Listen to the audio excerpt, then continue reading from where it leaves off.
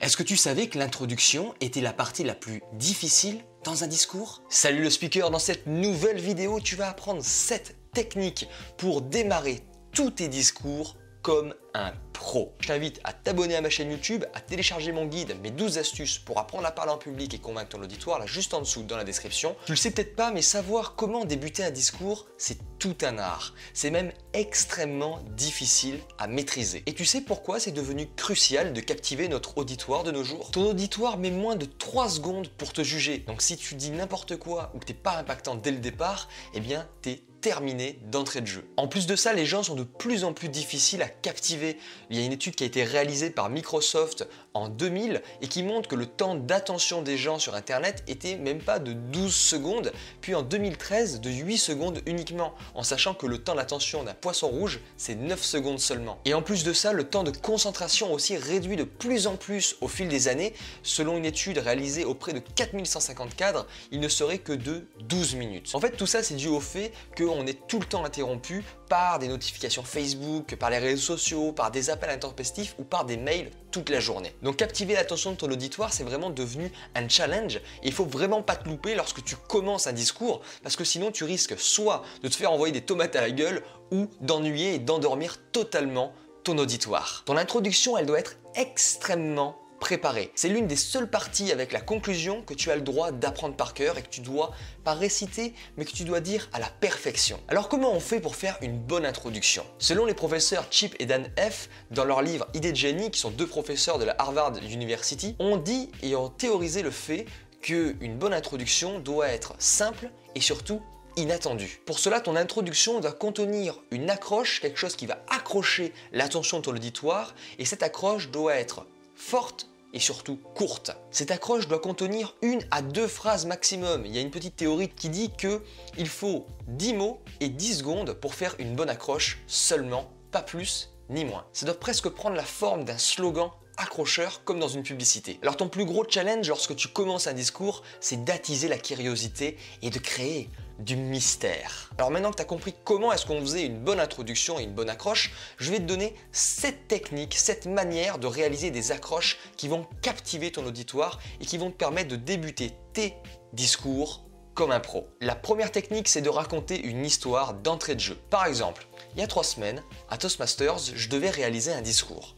J'étais un petit peu stressé, j'avais un nœud au ventre, j'avais la gorge légèrement nouée, je me sentais pas très bien, je commençais à transpirer.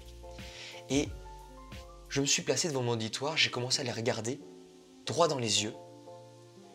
Et lorsque j'ai commencé à faire sortir les premiers mots de ma bouche, tout d'un coup, là je pense que tu as compris le principe et tu as envie d'en savoir plus. Ensuite, la deuxième manière de bien débuter un discours, c'est de faire une démonstration avec par exemple en ramenant un objet un petit peu bizarre. Par exemple, Steve Jobs, lors de sa présentation pour le Mac, eh bien, il avait placé son Mac sous une caisse en bois où on ne pouvait pas voir ce qu'il y avait dessous.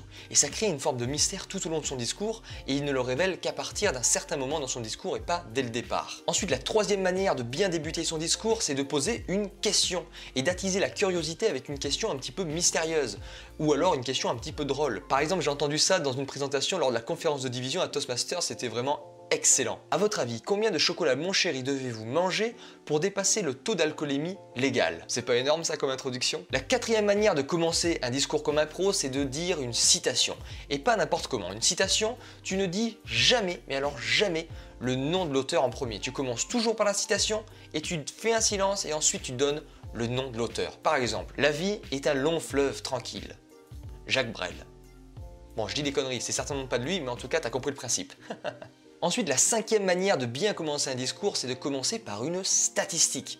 Par exemple, moi j'ai commencé un de mes discours par une statistique toute simple en commençant par 90%.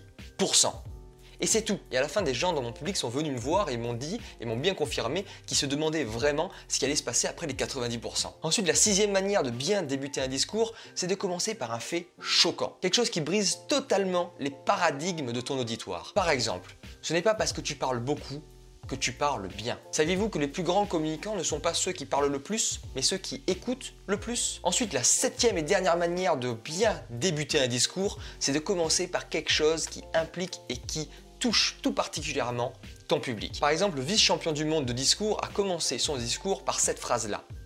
avec un public bien évidemment d'orateurs confirmés, de personnes qui sont intéressées par la prise de parole en public. Il a commencé son discours en disant « Ce n'est pas parce que vous parlez beaucoup que vous parlez bien ». Et il a déballé tout son discours justement autour du fait que ce n'est pas parce qu'on parle beaucoup que l'on parle bien, etc., etc. En fait, ce que tu dois comprendre, c'est que ton attaque doit être courte et surtout très forte, comme dans les journaux et dans les titres putaclic. Par exemple, Paris, 3 jeunes retrouvés noyés dans la Seine. Avec ce genre de titre, avec ce genre d'accroche, eh bien on en sait assez sur l'article, sur la chose qu'on va écouter ou qu'on va lire. Mais ça attise tellement la curiosité. Comment est-ce qu'ils sont morts? De quelle manière? Qui est-ce qui a pu les noyer? Comment est-ce qu'ils ont pu tomber? Où ça? Quand ça? Comment? Eh bien que ça t'oblige à cliquer et à vouloir en savoir plus. Et tu dois exactement faire la même chose dans tes discours. Tu dois attiser la curiosité de ton auditoire en trouvant une accroche qui est courte et surtout impactante. Alors pour résumer les 7 manières de bien débuter un discours, il y avait une histoire, une démonstration avec des objets bizarres, une question qui attise la curiosité, une citation, une statistique, un fait choquant qui brise les paradigmes et aussi un fait qui concerne directement ton public. Alors pour conclure, je dirais tout simplement que pour faire une bonne introduction, il faut pas hésiter à briser les codes et surtout éviter par contre d'éviter d'être trop formel. Donc sois le plus original possible et amuse-toi. Voilà, cette vidéo est terminée, j'espère qu'elle t'a plu. Je t'invite à t'abonner à ma chaîne YouTube, à télécharger mon guide, mes 12 astuces pour apprendre à parler en public et convaincre ton auditoire, là juste en dessous dans la description. Et surtout, n'oublie pas, on ne n'est pas speaker, on le devient. Ciao ciao.